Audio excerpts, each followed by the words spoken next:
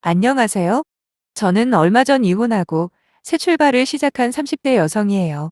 정상적인 사고방식을 가진 대한민국의 건실한 남자라고 생각해 결혼을 했는데 알고 보니 공감 능력이라고는 티끌만큼도 찾아볼 수 없는 냉혈한이더라고요. 남편이 저희 친정엄마를 그리 좋아하지 않는다는 건 이미 알고 있었습니다. 그런데 왜 가만히 놔뒀냐고요? 그건 제게 복잡한 가정사가 있기 때문이에요. 누구라도 남편의 입장이라면 충분히 그렇게 생각할 수도 있을 거라 이해하려 노력하고 살았거든요. 사실 현재 저희 엄마는 제 친모가 아닙니다. 하지만 누가 제 인생에서 가장 큰 행운이 뭐냐고 물어보신다면 전 조금도 망설임 없이 우리 엄마를 만난 거라고 대답할 거예요. 그만큼 희생만 하시며 저와 오빠를 길러주신 분이거든요. 아마 우리 엄마가 없었다면 전 아직까지 생모에 대한 원망으로 가득 차 있을지도 모르겠네요. 이런 제 마음을 알면서도 남편은 애써 외면을 하는 건지 아니면 정말 공감을 못하는 건지는 모르겠지만 지속적으로 거리를 두는 것도 모자라 해서는 안 될 말까지 하길래 과감하게 버려버렸습니다. 그때 상황은 마치 남편과 우리 엄마 중에 한 명을 반드시 선택을 해야 할 것 같았거든요. 우선 저와 우리 엄마의 첫 만남에 대해서 이야기를 좀 해볼게요. 제가 중학생 때까지는 아빠와 엄마 사이가 그렇게까지 나쁘지는 않았던 것 같은데 어느 날 두 분이서 이혼을 하신다고 하더라고요. 그때의 충격은 말로 표현할 수 없을 만큼 엄청났어요.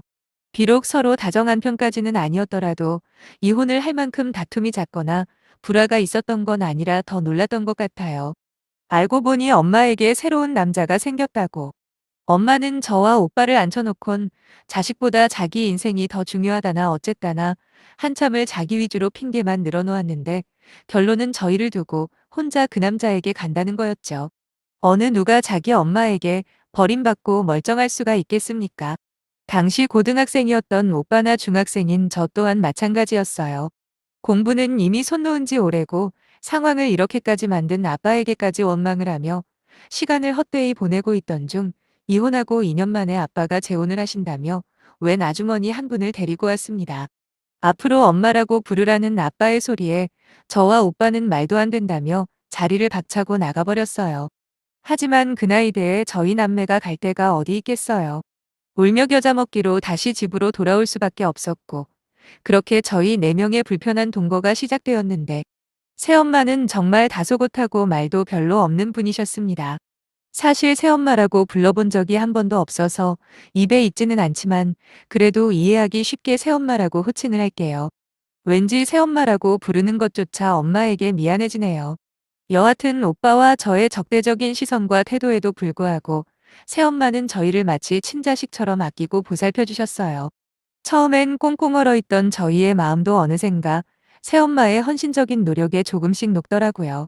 그러다 아빠가 그 무렵 하시던 사업이 잘 안 되는 바람에 지방으로 한동안 내려가서 일을 하신 적이 있거든요. 그때 저희 남매는 새엄마의 진심을 제대로 확인할 수 있는 사건을 맞이하게 되었는데 그건 바로 제가 응급실에 실려가는 날이었습니다. 아빠의 재혼으로부터 어느 정도 심리적 안정을 찾은 저는 뒤처진 학업 진도를 따라잡느라 무리하게 공부를 했었는데 그러다 극심한 복통으로 학교에서 쓰러지게 되었고 선생님이 119에 신고를 해 응급실에 실려가게 되었죠. 아빠는 지방에 계시니 당연히 오빠와 새엄마만 병원으로 왔고요. 그런데 응급실에 들어오자마자 이미 눈물범벅이 된 얼굴로 엄마가 의사 선생님을 잡고 사정사정을 하는 겁니다. 사실 저희 엄마는 배움이 좀 모자르셔서 기본적인 상식 같은 걸 잘 모르세요. 다짜고짜 저를 살려달라고 할 수만 있으면 신장이든 뭐든 다 줄 수 있다며 펑펑 우시는 겁니다. 아니 병명도 아직 확인이 안 됐는데 무슨 신장 이식을 해준다는 건지 창피하기도 했지만 한편으로는 뭔가 가슴속 한 곳이 든든한 게 진짜 엄마 같다는 생각을 잠깐 했네요. 그리고 제가 병원에서 퇴원할 때까지 옆에 딱 붙어서 간호를 해주시던 엄마는 제 침대 아래에서 새우잠을 자다가도 조금이라도 뒤척거리는 소리가 나면 화들짝 깨서는 제 이마를 만져주셨어요. 제 병명은 단순 빈혈 및 영양 부족이었고 엄마는 천만다행이라며 그제야 옅은 미소를 보이시는데 그 사건 이후 저와 오빠는 너무도 자연스럽게 적이라는 호칭 대신 엄마라고 부르기 시작했습니다. 일단 색안경을 벗고 엄마를 보기 시작하니 그동안 저와 오빠를 위해서 얼마나 고생을 하셨는지 그제야 알겠더라고요. 비록 아빠가 지방에서 일을 하시면서 매달 생활비를 보내주시기는 하지만 그걸로는 한참 부족했습니다. 그래서 엄마는 파트타임으로 식당에 나가서 일을 하고 계셨더군요. 그렇게 해서 번 돈으로 저희 뒷바라지를 하고 있었던 거예요. 제대로 정신이 들었습니다. 비록 낳아준 친엄마에게는 버림을 받았지만 저희에겐 지금의 엄마가 진짜 엄마라고 생각하고 살기 시작했어요. 오빠나 저나 엄마가 일을 하고 오시면 조금이라도 쉴 수 있게 돌아가며 집안일을 도왔고 학생으로서 맡은 바 본분인 학업에도 최선을 다했죠. 그렇게 오빠는 서울대, 저는 그보다 조금은 아래지만 그래도 누구나 부러워할 만한 명문대학교를 들어가게 되었습니다. 다행히 아빠도 그 후로 일이 잘 풀리셔서 저희는 함께 살게 되었고 오빠가 6년 전 그리고 저는 2년 전에 결혼까지 해서 가정을 꾸리고 살고 있었죠. 거기다 오빠와 같은 회사를 다니다 결혼한 새언니 역시 시어머니인 저희 엄마에게 정말 잘합니다. 처음에 결혼 이야기가 왔다 갔다 할 때 오빠가 새언니에게 저희 가정사를 이야기해줬다고 해요. 그런데 갑자기 이야기를 다 듣더니 갑자기 폭포수 같은 눈물을 흘리더랍니다. 알고 봤더니 정말 우연찮게도 새언니의 어머니 또한 친모가 아니라더군요. 하지만 상황은 정반대. 있는 구박 없는 구박 다 받으며 자라온 새언니에게 우리 엄마는 엄청난 감동이었고 지금은 저보다 더 엄마한테 잘하더라고요. 물론 엄마 역시 이런 며느리 없다며 듬뿍 사랑을 주고 있으시죠. 여기까지만 보면 더할 나위 없이 완벽한 스토리 같겠지만 문제가 되는 사람이 딱 한 명 있었어요. 그건 바로 제 남편입니다. 이제는 이혼해버렸으니 전 남편이겠네요. 아무튼 저와 2년 전에 맞선 자리에서 만나 결혼을 한 남편은 성격이나 취향, 여러 면에서 저와 아주 잘 맞는 사람이었어요. 실제로 이혼을 결심하는 순간까지 엄마 일을 제외하고는 사소한 다툼조차 없었죠. 월급이 세지는 않지만 그래도 안정적인 직장에 집에 돌아오면 시키지 않아도 맞벌이인 저를 배려해 알아서 집안일 척척 같이 합니다. 거기다 가끔씩 요리까지 해주는 센스까지 뭐 하나 불만을 가질래야 가질 수 없는 남편이라고 생각했어요. 시집살이 또한 없었고요. 아니 없을 수밖에 없는 상황입니다. 시부모님 모두 건강한 편이고 형편은 넉넉하지도 그렇다고 쪼들리지도 않는 딱 중산층이신데 시가와 거리가 엄청 멀어요. 직접 운전하면 4시간 이상 걸리는 곳에 사시다 보니 가끔씩 안부 전화만 드리면 만사오케였죠. 물론 전화상으로 자기 아들 밥 굶길까 힘들게 일하고 왔는데 또 집안일 시킬까 전전긍긍하는 전형적인 아들 바보 시부모님이긴 했지만 그거야 한 귀로 듣고 한 귀로 흘리면 되니 별 문제 아니었고요. 근데 문제는 이상하게도 저희 엄마, 그러니까 남편한테는 장모님이겠죠? 남편이 엄마를 유독 싫어한다는 거예요. 한참 연애를 하다 청혼을 받았고 양가 부모님께 인사를 드리러 갈 때 제가 미리 이야기를 했습니다. 저희 엄마에 대해서요. 당연히 나에겐 친엄마나 마찬가지인 분이고 엄마가 없었으면 지금의 나도 없다. 그러니 당신도 혹여나 선입견 따위는 버리고 내 친엄마처럼 대해줬으면 한다라고 했더니 왠지 떨떠름한 표정이었지만 알겠다고는 해서 아무 문제 없을 줄 알았어요. 하지만 그 뒤로 우리 엄마와 마주칠 때면 묘하게 거리감을 두는 게 느껴지더라고요. 근데 또 저희 오빠랑 새언니한테는 깍듯이 잘합니다. 딱 저희 엄마한테만 그래요. 그래서 제가 한 번은 날 잡고 따진 적도 있습니다. 도대체 우리 엄마한테 왜 그러는 거야? 같이 있는 내가 민망해 죽겠어. 혹시 내 친엄마가 아니라서 그렇게 어색하게 굴고 거리두는 거면 내가 미리 이야기했잖아. 내가 세상에서 가장 존경하고 사랑하는 사람이라고 말이야. 솔직히 아빠보다 난 엄마가 더 좋아. 그러니까 조심 좀 해줘. 알겠지? 라고요. 그러면 알겠어라고 대답은 잘합니다. 하지만 말뿐이에요. 저희가 살고 있는 곳이랑 엄마 집이랑 그리 멀지 않은 곳에 있다 보니 종종 만날 수밖에 없거든요. 그런데 오빠 부부랑 있을 때면 말도 잘하고 분위기도 잘 띄우면서 정작 엄마가 포함되는 자리에서는 입에 자물쇠를 채워넣는지 꿔다 놓은 보릿자루가 따로 없더군요. 거기다 사위 온다고 엄마가 맛있는 음식을 해줘도 무뚝뚝하게 잘 먹겠습니다라고 말만 하고 실제론 거의 입에 대지도 않고요. 이래저래 신경이 많이 쓰였어요. 엄마한테도 미안하고 말이죠. 하지만 그렇다고 처가에 가는 걸 기피하거나 사위도리를 안 하는 수준까지는 아니니 제가 뭐라 딱 따지고 들기도 애매해서 혼자 소가리만 하며 지냈습니다. 그러다 몇 달 전 아빠가 오랜 지병으로 돌아가시게 되었습니다.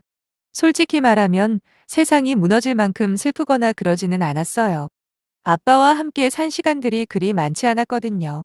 거기다 평소에 다정하게 저와 오빠를 신경 써주신 적도 별로 없고요.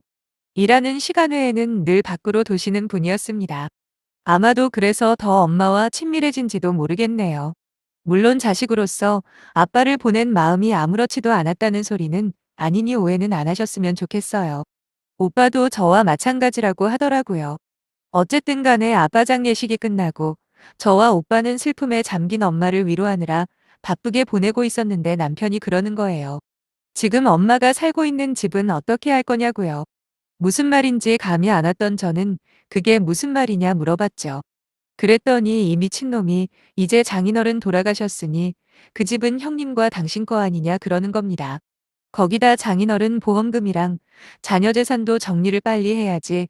안 그러면 피 한 방울 안 섞인 당신 계모한테 다 뺏긴다고요. 순간 내가 환청을 들었나 했네요. 계모라는 단어가 그토록 소름 끼치게 다가올 줄은 몰랐는데 남편의 입에서 곧이어 제 눈을 돌게 만드는 말들이 쏟아졌습니다. 여보, 세상에 착한 계모는 없어. 생각해봐. 자기 배로 낳아도 갖다 버리는 경우가 얼마나 많아? 거기다 당신 친엄마도 그랬다며. 근데 정말 당신 계모가 진심으로 당신이나 형님을 자식으로 생각한다고 믿어? 라고 하며 침까지 튀어가며 열변을 토하는 남편이라는 인간을 바라보며 정신이 아득해지고 제발 이 모든 순간들이 꿈이기를 바랄 뿐이었어요.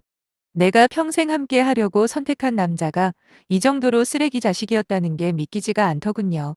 결국 남편이 하고 싶은 말은 그거였습니다. 이제 아빠가 돌아가셨으니 정상적으로 가족 관계를 정리해야 한다고요. 그러기 위해선 돈 문제가 급선무아니겠냐.